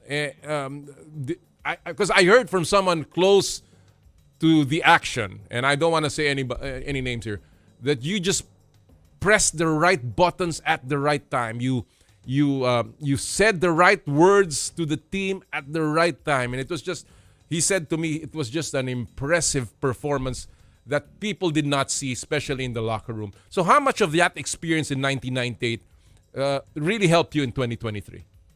I got to give that guy my bonus. All that kind of stuff. I was a really young coach back 25 years ago, and I hadn't really been that experienced. I think that at that time, I think a lot of that, we felt a lot of pressure. I know I felt a lot of pressure. I felt the whole team felt a lot of pressure. I wasn't able to relieve the pressure. I didn't know how when I was a young coach. And I think that is the thing that helped us the most, I think, coming into this one, is that, we didn't have that great preparation time like we did in 25 years ago. We didn't have, the time to pick the players that we felt would fit together really well, like we did in 98. So there was, I think the expectations were so much lower going into this thing. Mm-hmm. And so I think that helped a little bit. We didn't have that immense pressure on us. I thought once we got by the quarterfinals, once we beat Iran, we were no longer worried about losing anymore, right, or embarrassing ourselves anymore. And I think that was prevalent in our minds in the beginning. Wow. We really didn't know how good we were going to be. Right.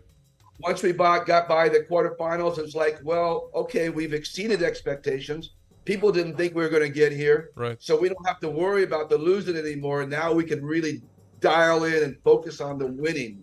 And so there was that feeling, Tim. Played pressure free through the next 2 games. So there was that feeling. There was a prevalent feeling before the quarterfinals that the pressure was greater because people thought that you will not reach all the way to that particular stage. Yeah, I think there's no doubt, at least in our minds. Right. Again, like in the beginning, we really didn't know how good we were going to be. I remember starting off against Bahrain, and we were watching Bahrain in video, and we were wondering whether we could even beat Bahrain. Wow! Because they looked really, really good in video. with their import, and they were shooting the ball extremely well. They had dominated the tournament that they came into before the Asian Games. Totally dominated that tournament. So yeah, we were a little scared. We weren't, we didn't want to go out there and embarrass ourselves. Wow, I didn't. And then we were able to beat Bahrain. We were able to, Thailand is always a tough team for us to play because, they're always so keyed up to play us because of our, regional rival. And then, we did in fact embarrass ourselves against Jordan. And again, that was kind of the coalescing game right there. Yeah. Which we really realized that, we could do this, but we can't play like an all-star team, And I think that's one of the problems we have with national teams. We put all these great players together, and then we kind of treat them like all-stars. Right. And we just kind of realized at that point, we don't want to be treated like all-stars. We want to be treated like a team. And, guys were great about me getting in their faces and, and responding. And I think that game really kind of took us over the top and got us ready for the playoff run. Well, what we call the playoff run. There are a lot of people, a lot of players that we can credit, and I will run out of time if I do, because I know that Scotty, of Calvin Oftana, Newsom, Junmar, Kevin Alas, all of these great players, Orange Kwame. That's what I want to ask you about. I want to talk about Ange Kwame. His performance was, especially in the final game, was magnificent, remarkable. Has he made a good case about his future with the national team, Tim? Well, it's funny about Ange. I wasn't. I have to be totally honest here. I wasn't sure about him. I didn't know him that well. I've watched him play in Ateneo, and we did get him to play in on the European trip that we in our preparation for the World Cup. But I'd never really directly coached him that much myself, so I wasn't really sure about him. And then we had Junmar, and so my vision for him was kind of like, okay, he'll play 5 or 10 minutes for Junmar in that position, and we tried to flip him around and put him in different positions, but we really didn't have much time to do a lot of lineup experimentation. So, he was kind of locked in behind Junmar, and I didn't really see him beyond that. But as the games were going, I started to realize he was no longer a Junmar. I was trying to compare him to a Junmar. He was really more of a Scotty Thompson, just at 6'11". Wow. And once I realized that, and once the team started to realize that, we started to take advantage of more of the skills that he had. And, he's not a pretty player, but he is, like Scotty, a player who plays with tremendous energy, is a tremendous teammate. Players absolutely love playing with him. And he'll do whatever you want him to do. He'll run through brick walls for you. And he'll impact the game in so many ways that don't show up in the scorecard, in the scorebook. So, that to me was really the key with him. It was my fault in the beginning. I did not really see his full value to start. And it took me a while to figure out his value to the team. Well, we're hoping that we can continue to see him in the national team, of course, in the future, particularly with the way he played in Hangzhou. Of course, Justin Brownlee will always be the key figure. And when we remember the gold medal in the Asian Games, let's just speculate here, Tim. And I know you don't like speculating. You're a guy that works with facts. But I received some reports that if Justin Brownlee was not injured in the World Cup, he would have been the coach. Or he would have been the player. He would have been the naturalized player. Would Justin Brownlee have fit well in the World Cup, you think, with the way he performed? Well, first of all, let me contest that statement that he would have been the one instead of Jordan. I don't think that was true. Jordan was our target all along.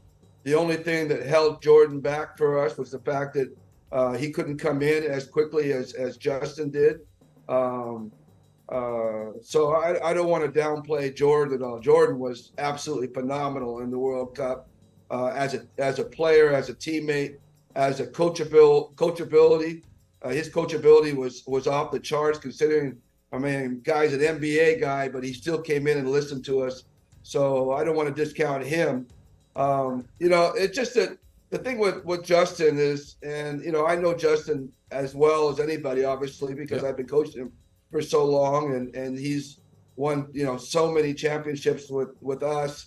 The thing that Justin does is that he plays with such a calm. He's a calming influence on everybody. He never gets rattled. He never gets in a hurry. He sees the game so well. He can locate his teammates. He has great trust in the game and in the system and in his player, in his teammates. And once you have that, I think that kind of, and that he's your best player, it kind of permeates through everybody, and it kind of rubs off. So there's no doubt Justin's a special player, right? And special player at this level for us. But again, I don't want to discount Jordan, and no one will forget that performance Jordan had against China when he had like 21 points in 4 minutes. Well, that truly was inhuman. Well, of course, Jordan Clarkson is Jordan Clarkson, and I think nobody can ever downplay his credentials as well as the way he poured his heart out for the Philippines.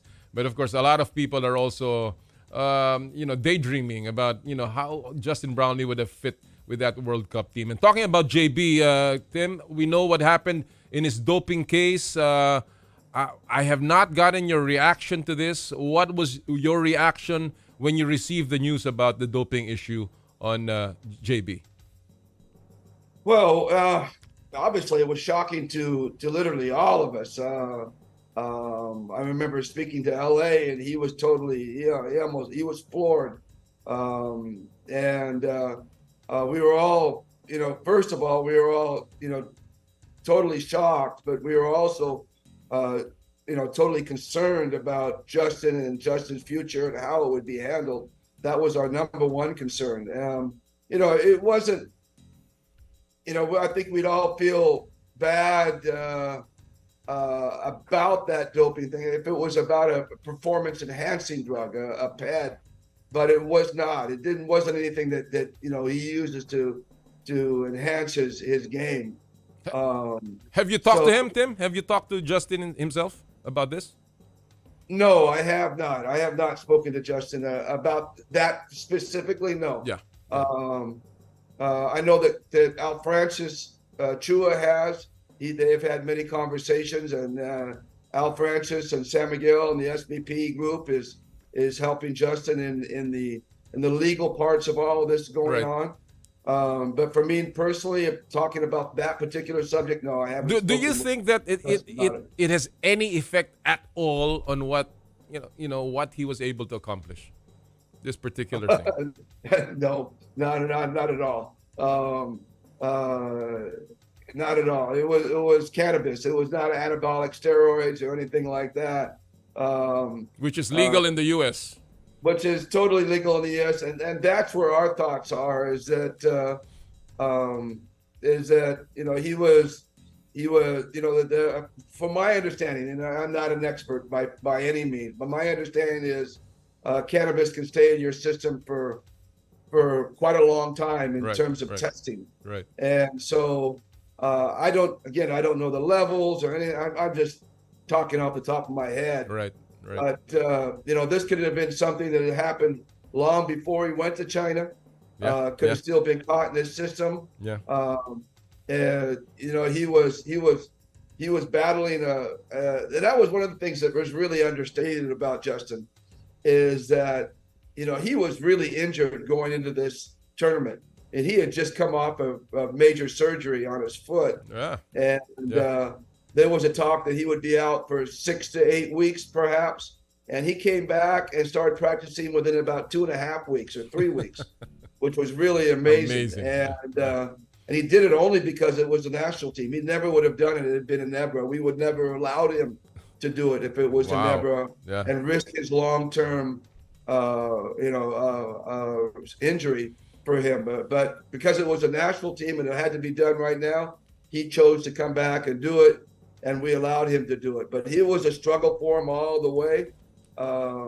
His foot was black and blue, and he was taking injections, pain injections on his foot, just so he could continue to play through the Asian Games. Right. So I think that was an underreported story. Yeah. Throughout that whole thing, but he was taking medication all the way through, trying to relieve the pain in his foot. So you don't know where and when that all could have occurred. In relation to this, Tim, we know that JB will be sidelined, and you've brought in a new import for Ginebra. How are you? How are things coming along with the team? A lot of fans are, of course, looking forward to you defending the crown this coming Commissioner's Cup. How is the team right now? Well, we're basically, our import is arriving today, so we're basically going to have him in practice for the first time on Monday.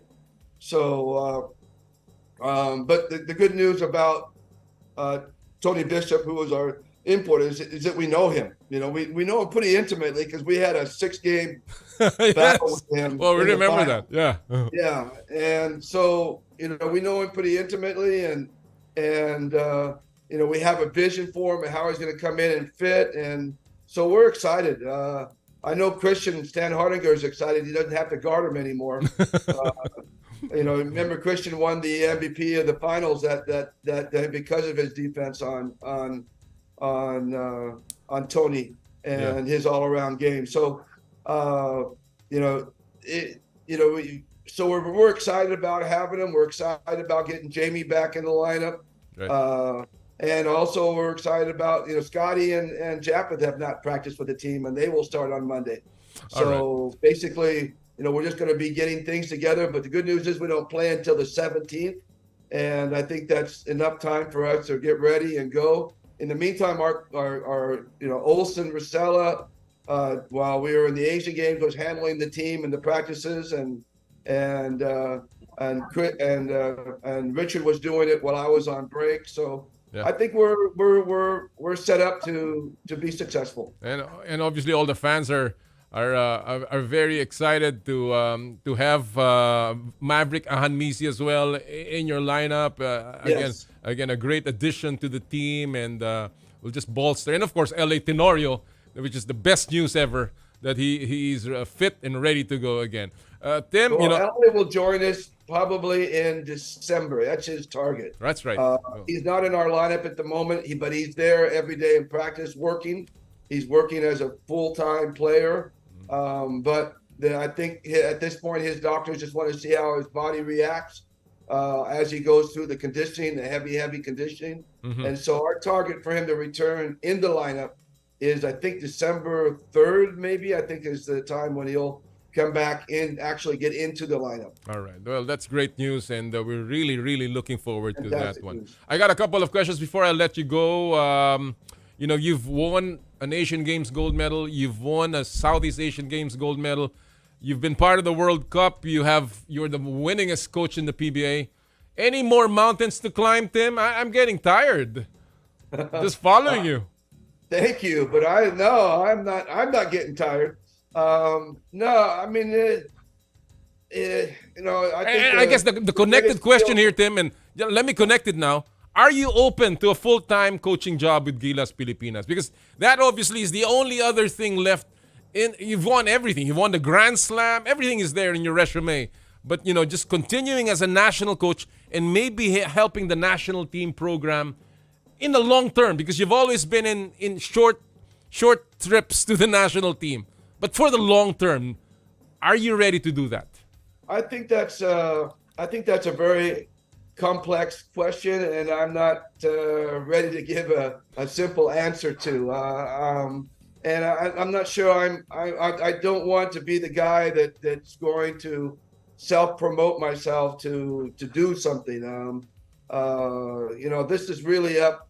My job with the Asian Games was to just try to put a team together and do the best we could, and it turned out that it was better than we expected, obviously. But that was the the parameters of my job. Right. It was supposed to be finite. I have not been spoken to. I have not been, we haven't had really time. I haven't been around, so we haven't had time for the SPP to really talk about it. I think it's the idea was for me to do this, and then the SPP was to sit down and talk about the program, set a direction, and decide who they want to be head of that direction. Whether it be me or someone else, or someone from hiring overseas, or that's really up to the SBP at this point. So, I don't want to self-promote myself. I mean, well, I will. Well, I will, Tim. I will start promoting you because, I've always said this. I don't see the question. I mean, I don't see why it's not so obvious. We've got the best coach in the country. And I think it's just but right that he handles at least a great stake in the national team program. And I don't mind saying that. I've always believed in you. I think that at least if you are not going to go full-time, at least you must have a role in the national team program. And I think that I think should be enough to me promote you, not you self-promoting yourself. But again, I just think that just real quickly, briefly, my issue is I'm totally devoted to Ginebra and the legacy of Sonny Jaworski and all that, and so is it fair for someone to wear two hats? Do this and do that. Can you give full attention to both? Right. And that's what I mean by it being a complex question. Right. It's not just simple, straightforward. Do you want to do this? There's so much more involved in that, in terms of what you're going to give up, what you're going to get. Time management, family management. The whole works. Right. It's a complex question, and that's why I think you've. I want to give a simple answer to. And that's why I think your vacation was well deserved, because you got a lot of work coming up. Well, Tim, thank you so much for joining us this morning. I know you're getting well, and I continue to pray for you and your health. Good luck to Ginebra. Good luck to Gilas Pilipinas. Good luck to you, buddy. All the best, man. Thank you so much for having me. Noli, always an honor to be on the show. Thank you so much. Mga kaibigan, the great, the one and only Tim Cone, the winningest coach in PBA history, and of course, the champion coach ng Asian Games. Wow! Alright, marami tayong nakuha doon. And before we continue, tayo po muna magpasalamat, hindi lamang kay Coach Tim Cone. Magpasalamat ng Power and Play sa lahat po ng mga tagapagtaguyod ng Power and Play. Ito po, of course, unahin ko na po ang Cherry Loom, ang yerong may aluminum. Sa ganitong babago-bago ang panahon, mga kapatid, sobrang init tapos biglang uulan, kailangan natin na matibay at protektadong bubong. Dapat ang bubong ay yerong may aluminum. Kapag may aluminum, tsak na pang matagalan. At isa lang ang alam kong dekalidad na yerong may aluminum, yan ang Cherry Loom. Tibay protektado sa pang matagalang yero. Cherry Loom, ang yerong may aluminum. Thank you! Cherry Tiggo 5X Pro Hybrid. Elevate your driving experience with the all-new Cherry Tiggo 5X Pro Hybrid, where sustainability meets functionality. Get ready to embark on a journey of fuel efficiency and power like never before. Imagine cruising down the road with the impressive 1.5 turbocharged engine paired with the cutting-edge 48-volt hybrid system. This dynamic duo not only delivers exhilarating performance but also slashes fuel consumption effectively, making each mile a step towards a greener planet. The all-new Cherry Tiggo 5X Pro Hybrid is also equipped with a 10.25-inch capacitive touchscreen with Apple CarPlay and Android Auto, full LED headlights and double-row daytime running lights for improved road visibility, auto trunk release, 6 supplemental restraint system airbags, and a quiet cabin for more peaceful Cherry drives. To learn more about the all-new Cherry Tiggo 5X Pro Hybrid, visit Cherry Auto Philippines' website at www.cherryauto.ph or visit your nearest Cherry dealership. Thank you! Chooks to go, ang nag-iisang manok ng bayan. Subukan ang kanilang pinakabagong oven-roasted chicken na mas pinasarap dahil sa nag-uumapaw na flavorful chicken juice. Subukan ang harissa roast, sweet roast at pepper roast. Try also Chooks, the first dine-in restaurant ng Chooks to Go. So ano pa? Chooks to stay with Chooks to Go, ang nag-iisang manok ng bayan. Thank you! True Religion is in the Philippines, where passion meets power. Experience it firsthand. For your best style choices, visit True Religion at Conrad S. Maison, Mall of Asia Complex, Resorts World Manila, and Asienta Designer Outlet Silang Cavite. Visit their newest branch at Grand Wing, Newport City, Resorts World Manila. True Religion, where passion meets power. Thank you! Joyride, ang bago ninyong kasundo. Mga kasundo, first booking nyo, use promo code JRMC Taxi, 50% off on your first motorcycle taxi ride. Book Joyride MC Taxi for safe, affordable, quality, and fast ride. Subukan din ang Joyride Car at Joyride Taxi Cab. Ano pa ang hinihintay nyo? Download the JR Super App on Google Play Store and the App Store. Joyride, ang bago ninyong kasundo. Thank you! Elms Seafood Paluto, the latest offering of the Elms Resto Bar Group, located at Unit 2 ground floor, Calle Bistro, Ever Commonwealth, Quezon City. Enjoy their delectable seafood menu in a relaxed casual dining atmosphere for your salo-salo seafood meal. Elms Seafood Paluto. Thank you! Skin Your Face and Body Anti-Aging Center with branches at Alabang Town Center and Green Hills, San Juan. For your skin assessment and treatment schedule, call 0917-890-1640 or 0977-809-8886. Thank you! Asea Subic Beach Resort. Experience the getaway that you deserve and dive into limitless happenings, rejuvenating experiences, and gastronomic adventures. Asea Subic Beach Resort. Thank you! M2 Tea Drink with malunggay, okra, and luya. Drink your gulay and fuel up on energy with M2 Tea Drink with malunggay, okra, and luya. Your natural source of electrolytes. Thank you! And of course, we are powered by Smart. Live more today. Thank you! Maraming salamat po. And right now, we are just about ready to put one more celebrity, another hero, isa pang bayani ng ating bansa sa ating In the Spotlight. Power and Play with Noli Eala. Kapapanalo lamang po niya ng World Championship sa World 10 Ball. Siya po ay isang Southeast Asian Games gold medalist at ngayon isang World Champion. Kasama po natin in the Spotlight, walang iba kung hindi si Cheska Centeno. Good morning, Cheska. Good morning po. Gusto natin masilayan. Parang wala ka pang video, Cheska. Meron ka bang video? Tingnan natin. Yes. Mukhang inaayos pa. Alright. Ayan, si Cheska. Magandang umaga. Maraming salamat for joining us and congratulations sa iyong pagkapanalo. Thank you po. Ano ba pakiramdam ng World Champion, Cheska? Sobrang saya po. Sobrang... Ito po yung dream ko. Natupad na po yung dream. Alam mo, nakita ko yung video nung nanalo ka at nung ini-interview ka na talaga namang hindi mapigilan ng luha and very, very emotional ka nung panahon na yon. Saan ba nanggagaling yung emotion na yon nung nanalo ka, Cheska? At ikaw ay talagang hindi mo mapigilan ang iyong tears of joy, di ba? Opo. Saan ba nanggaling yun? Meron bang malalim na hugot yun, Cheska? Wala na ba? Kasi ito po talaga yung dream ko and pamilya ko rin. Dream ko ng pamilya ko rin. So, kaya pag sinasabi mong dream come true at yun ang pangarap mo, bakit? Bata ba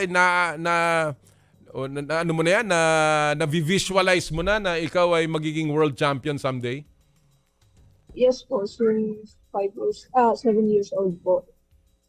Yung lalaro na po ako sa Zamboanga, nakita po ako ng potential ng gulang ko.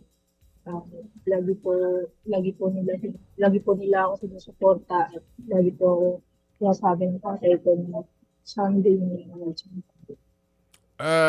Sino ba ang nagbigay sa iyo ng motivation sa pagkapanalo mo? Si Papa po. Papa mo. Oo. Siyempre. Anong pinakamahirap dun sa journey mo, sa paglalakbay mo papunta sa championship, sa pagiging world champion mo? Anong pinakamahirap na dinaanan mo? Pinakamahirap po is yung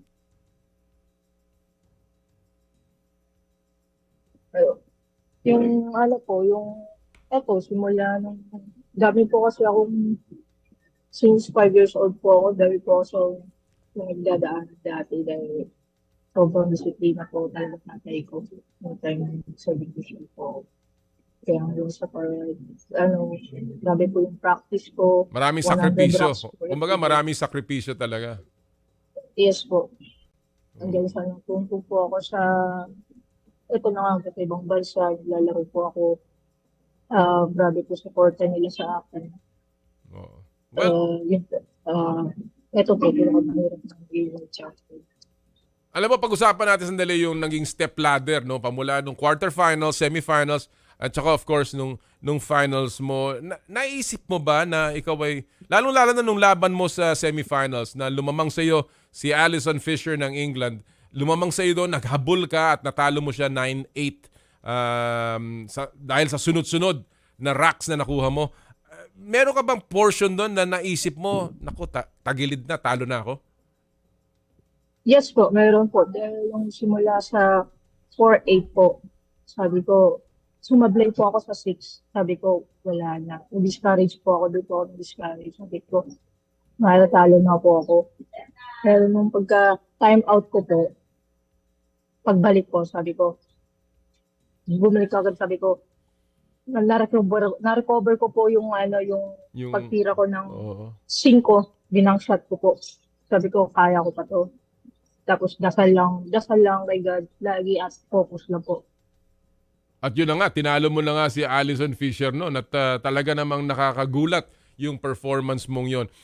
Noong namang laban mo dun sa Chinese, mga Chinese, no, yung sa quarterfinals, yung defending champion, si Chow, at saka yung finals na nakalaban mo yung Han, no, yung Han Yu. Ikaw ba na-intimidate ka doon sa mga kalaban mo? Kahit papaano, nasindak ka sa kanila? Opo, siyempre, may konting pressure din po Konting kasi pressure, sobrang lakas po ng China rin. Opo. Hindi po basta-basta lang po yung China. Saan mo kinuha ang lakas na loob para harapin yung dalawang yung matitibay na kalaban na yun? Kay God po, dasal lang po lagi. Dumadasal lang po ako lagi every game. And focus lang po talaga. Alam mo, nabasa ko nga na bata pa lang naglalaro ka na ng bilyar. Sino ba nagturo sa iyo, Cheska, ng bilyar? Papa ko po. Papa mo talaga. Pero Yes, yung po. May bilyar po. talagang kahit nung ikaw ay lumalaban na ng seryoso, papa mo pa rin ang coach mo o meron ka na nakuhang ibang coach? Simula 2014 po, sumali po. Pumasok po ako dito sa Philippine team po. May coach na po kami dito, May coach. Coach Luwat po. Coach Luwat. Oo nga, tama. Bakit bilyar, Cheska? Bakit yan ang nahiligan mo? Kasi po, may bilyaran po kami sa bahay. Oo. Kaya, sige po, since 5 years old po ako, naglalaro po. Talaga? At ilan ba kayo sa pamilya, Cheska? 6 po kami. Puro po kami babae. 6 na magkakapatid? Yes po. At puro kayo babae? Yes po. Lahat ba kayo marunong magbilyar? Yes po. Marunong din po. At lahat magagaling, kagaya mo? Lahat magagaling? Ay, hindi naman po. Hindi naman. Ikaw lang ang talaga nagseryoso ng paglalaro ng bilyar. Yes po. Nakita po, tatay ko, may potential po. So talagang nung panahon na yon, hindi ka na pinigilan ng mga magulang mo at ikaw naman hindi ka naman hindi ka naman nagka-cutting classes para magbilyar. Nagka-cutting classes po ako. Alam ba ng magulang mo yan? Hindi po. Sinuportahan ka ba ng mga magulang mo na yan ang kukunin mong, kumbaga, diyan ka talaga magsiseryoso at magiging isang professional player ka?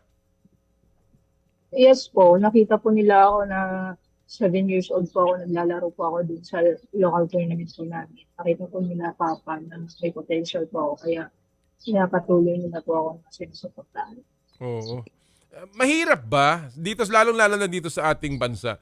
na makahanap ng parang kasparing sa bilyar na babae? Yes po, mahirap po. Dahil konti lang po yung babae sa... dati, mahirap po dahil konti lang po yung babae. Ngayon po, dahil dumadami na po sila dahil may tournament na po si Ate Rubilin. Oo. Na yung Amit Cup po. Oo. Kagaya ni Rubilin, no? Gaano kalaki ang naging inspirasyon niya sa iyo at tulong niya sa iyo? Sobrang laki po. Lalo na po sa ibang bansa. Lagi po kami nagkakasama sa ibang bansa. Lagi po kami nagkwentuhan. Supportahan po kami sa isa't isa. Malaking tulong po sa akin. Ano ang nung ikaw ba ipapasok ng finals, may nabanggit pa sa iyo si Rubilin na itong gagawin natin dahil alam naman natin si Rubilin ay isa ring world champion. Meron ba siyang binigay sa iyo napakahalagang mga tips o at least pananalita na matatandaan mo na talaga nagpalakas ng loob mo? Lagi niya lang po sinasabi na kaya ko yan. Kaya ko. Focus lang po talaga. At syempre at saka hindi po namin pinag-uusapan pagdating sa finals. Iba na po pag pinag-uusapan namin. Kasi po, baka ako ma-pressure ako. Kaya. Oo. Well, kung hindi ka nagbibilyar, Cheska, meron ka bang ibang hilig na laro? Dati po, Arnis po. Arnis? Talaga? Yes po. Nag-a-arnis ka? Opo, dati po. Hanggang ngayon? Hanggang ngayon, hindi na? Hindi na po. Bilyar na po. Talaga? Yes po. Bakit hindi mo pinagpatuloy yung arnis? Sa school po yun. Sa school. So, yes, mahilig ka rin dyan, ha? Mahilig ka rin sa arnis, ha? Very good. Yes po. Alright. Well, alam natin na isang katerba na ang mga World Championships ng Pilipinas at ikaw nga ay nakapagdagdag ng isa na naman. Gaano kahalaga ito para sa iyo sa tingin mo at saka para sa sport ng billiards, lalong-lalo na sa kababaihan? Sobrang halaga po ito talaga dahil ito po yung nakuha ko na po yung dream ko. At syempre yung mga kababaihan po, tagaan mo lang pag-training at syempre hindi ka sa ipid po. Huwag kayong huwag kayong po mawala ng pag-asa sa sarili. Ano ang susunod mo mga plano at mga tournament ngayon, Cheska? May Puerto Rico po kami ngayon, November 3 to 13 po. Puerto Rico. Tapos next year, ano ba ang mga pinaplano mo na? May Asian Indoor rin po kami next year. Okay. And ngayon na ikaw ay world champion na, di siguradong ikaw na ngayon ang tinatarget ng mga kalaban mo. How will you handle yung pressure na yan? At paano ka pa maghahanda? Ngayon na alam mong ikaw na ngayon ang merong bullseye sa likod at ikaw na ngayon ang hinahabol nila. Yun nga po, practice lang po talaga. Tsagaan ko lang po talaga ang practice at focus yun po. Yan lang po. Well, we can only hope na patuloy na maging successful ka sa iyong paglalaro, Cheska. And again, congratulations sa pambihirang binigay mong karangalan sa ating bansa at sana ay magpatuloy at patuloy kang gumanda ang paglalaro mo ng bilyar. Congratulations ulit sa iyo, Cheska. Thank you po, sir. Maraming salamat. Mga kaibigan, ang ating pong World 10-Ball Champion, walang iba kundi si Cheska Centeno. Again, a great story. Bata pa lamang, nagsimula siya, sinuportahan ng kanyang magulang. At of course, bilyar ang napili niya. And now, she has given another honor to the country. Again, magpasalamat po tayo sa lahat ng ating atletang Pilipino na patuloy pong nagpupursige. Wag po nating paghambing-hambingin sila. Imbis pagsuportahan lamang natin. Dahil sa kaduluduluhan, isa lamang ang dinadala nilang bandila. Yan po ang ating bansa. Alright mga kaibigan, before magtapos po tayo, again, gusto po nating i-announce lahat ng mga nanalo sa ating mga promo. Dito po, unahin ko na po yung Joyride Super App Top Up promo na mananalo ng 1,000 pesos e-wallet credits mula sa Joyride Super App. Ang mga nanalo po ngayong araw pong ito, Rema Anwar, Cherry De La Cruz, Jonalito Paraiso, Gialin Pena, at si Kim Simon Singh. Congratulations sa inyo lahat. Magagamit nyo yung 1,000 pesos e-wallet credits para sa delivery, sa Joyride taxi, sa motorcycle taxi, and of course, Joyride car. Alright, ngayon naman ipapakita namin yung nanalo po ng Joyride Limited Edition Aqua Flask last week. Ito po ang nanalo si Cyril Sam. Siya po yung pasahero sa kaliwa. At si Louie Calixtro, sa ating pong Joyride driver partner. Yan ang kanilang creative picture. Congratulations, you will win the Aqua Flask, the limited edition Aqua Flask. Doon naman po sa mga nagpadala ng kanilang kuro-kuro sa pulso ng bayan, mga kapatid. Ito marami nagpadala pero dalawa po ang ating napili na sa ating pinupulsuhan ngayong araw pong ito. Ang una ay si Orly Babia. Dito po sa Facebook, no? Itong sinabi niya, exciting ang season na to. No clear-cut teams to win it all. Balanse mga teams. 4 teams from both conference can win the title. Having 2 coaches challenges makes it more interesting. Very technical yung mga gusto ni Ori Babia. Congratulations sa iyo. At yung pangalawa naman ay nanggaling kay Sitaf Ako. Sitaf Ako. Wemba's first nightmares happen in the face of Doncic. Welcome to the real world of basketball, wherein height is might, but muscle is the key. Ang ganda naman na sinabi. Congratulations to Sitaf Ako. Kayo po ay mananalo ng M2T drinks with malunggay, okra, and luya mula po sa Nature Earth. Alright, that will do it for us today, mga kapatid. Again, ingat-ingat po sa biyahe ngayong long weekend. Bumoto ng tama sa barangay election. Happy Halloween sa mga mag-e-enjoy. And of course, lagi po natin sinasabi tuwing Sabado, bawal ang masungit. At sa lahat po ng ating gawain, ad maiorem Dei gloriam, all for the greater glory of God. Kami po ang 1PH Teleserbisyo para sa Pilipino. Susunod na po ang inyong paboritong inay ko po. Happy Sports Weekend, mga kapatid! More power, more play.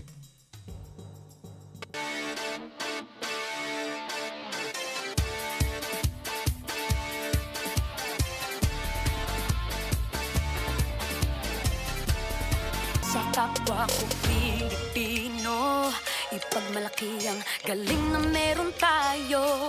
Ilantad ang likas nating talento at magdala ng saya sa mundo. Sa harap ng pagsubok ay di susuko. Para sa pangarap tayo'y porsigido. Magpakitang gilas na at huwag magpatalo. Ipagdiwang natin ang Pilipino. Yan ang Pinoy. Mula noon at hanggang ngayon, talento natin ang bida. Mula sa simpleng bakuran hanggang entablado natin ipakita. May pagsubok man ng Pinoy, pinalalakas ng saya. San man tayo sa pulo, Chumbe, Sibay, Lakay, Amiga. Sama-samang pakita ang galing natin katropa. Sa kapwa ko Pilipino. Pilipino. Yan ang Pinoy.